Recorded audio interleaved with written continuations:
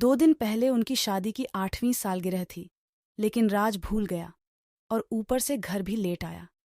फिर तो कहना ही क्या, बहुत झगड़े थे दोनों उस दिन। गुस्सा ठंडा हो जाने पर राज ने अपनी पत्नी को मनाने की कोशिश भी की, लेकिन मैडम तो मैडम होती है, मर्जी चाहे माफ करें, न चाहे तो ना करें।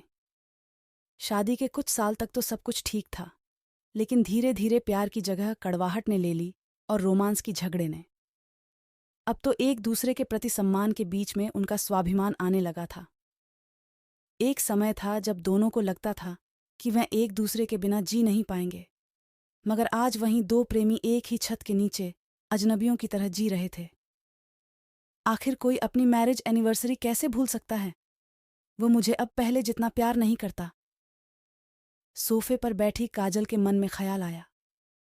वह अपने पति से इतनी नाराज थी कि पिछले 2 दिन से उससे ठीक से बात भी नहीं कर रही थी। तभी दरवाजे की घंटी बजी।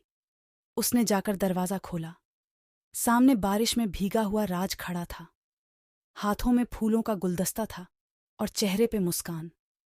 लेकिन काजल अभी भी माफ करने के मूड में नहीं थी। उसने गुलदस्ते को नीचे फेंक दिया और फिर से झगड़ने लगी। तुम्हें क्या लगता है, इस तरह से मुझे गुलदस्ता देने से मैं बात को भूल जाऊंगी? अगर सच में प्यार करते हो तो दिखाओ, इस तरह से झूठ मूठ का नाटक मत करो। राज कुछ बोलता, उससे पहले घर के अंदर से मोबाइल की घंटी बजने की आवाज सुनाई दी। काजल ने अंदर जाकर फोन अपने हाथ में लिया और कॉल करने वाले का नंबर देखा। उसे थोड़ा सा आश्चर्य हुआ, वह कॉल राज ने ही की थी। लेकिन जब उसने फोन उठाया तो दूसरी तरफ किसी अनजान मर्द की आवाज सुनाई दी। हेलो, मैं मुंबई पुलिस स्टेशन से सब इंस्पेक्टर संग्राम बात कर रहा हूं। क्या यह राज शर्मा के घर का नंबर है? जी हां, क्या कोई प्रॉब्लम है? मुझे खेद है, लेकिन एक दुर्घटना हुई है जिसमें एक आदमी की मृत्यु हो गई है। हमें उसकी जेब से एक वॉलेट और एक मोबाइल फोन मिला है, जिसमें आपका नंबर होम के नाम से सेव किया गया है। हमें उसके शरीर की पहचान करने के लिए किसी की आवश्यकता है। क्या आप अभी सिविल हॉस्पिटल आ सकती हैं? काजल का दिल बैठ गया। वह अचंभित थी। उसने कहा, लेकिन मेरे पति तो यहाँ घर पर हैं, मेरे साथ। क्षमा करें महोदया, लेकिन यह घटना 2 घंटे पहले ही हुई, जब वह रेलवे स्टेशन से बाहर निकल रहे थे। काजल अपना होश खोने लगी थी। यह कैसे हो सकता है? उसने पहले किसी से सुना था कि कभी कभी आत्माएं इस दुनिया को छोड़ने से पहले अपने प्रियजन से मिलने आती है। अपनी आंखों में आंसू के साथ वह भागती हुई हॉल में पहुंची। राज वहां नहीं था। पुलिस वाला सही कह रहा था। अब उसे पछतावा हो रहा था।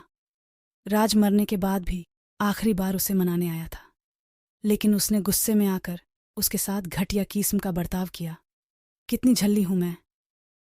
वह रोती हुई फर्श पर बैठ गई। उसने अपना मौका खो दिया था, हमेशा के लिए। उसे पुराने दिनों की घटनाएं याद आने लगी। वो शादी से पहले की रोमांटिक लव स्टोरी और राज का थिएटर के अंदर सबके सामने शादी के लिए प्रपोज करना, आधी रात को उसके लिए अपने हाथों से मैगी बनाना और अपनी बेसुरी आवाज में अरिजीत सिंह के गाने गाना। मानो सब कुछ उसकी आंखों के सामने हो रहा था।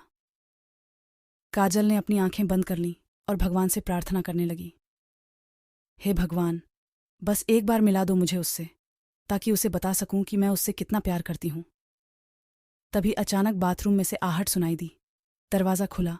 राज बाहर आया और बोला, स्वीट हार्ट, मैं तुम्हें बताना भूल गया कि आज शाम को ट्रेन में आते वक्त मेरा वॉलेट और मोबाइल चोरी हो गया है। काजल दौड़ती हुई उसके पास गई और गले लिपट गई। कभी कभी हम एक पल के मूल्य को तब तक नहीं जान पाते जब तक कि वह गुजर नहीं जाता। अक्सर हम अपने प्रियजनों के साथ ऐसा बर्ताव करते हैं जैसा हम अनजान लोगों से भी नहीं करते। जरा सोचें, अगर आपको पता हो कि आप अपने प्रियजन से आखिरी बार मिल रहे हैं, तो क्या आप उसके साथ बुरा बर्ताव करते? अगर आपको कहानी अच्छी लगी हो तो लाइक ज़रूर करें। ऐसी ही कहानियों के लिए चैनल को सब्सक्राइब करें।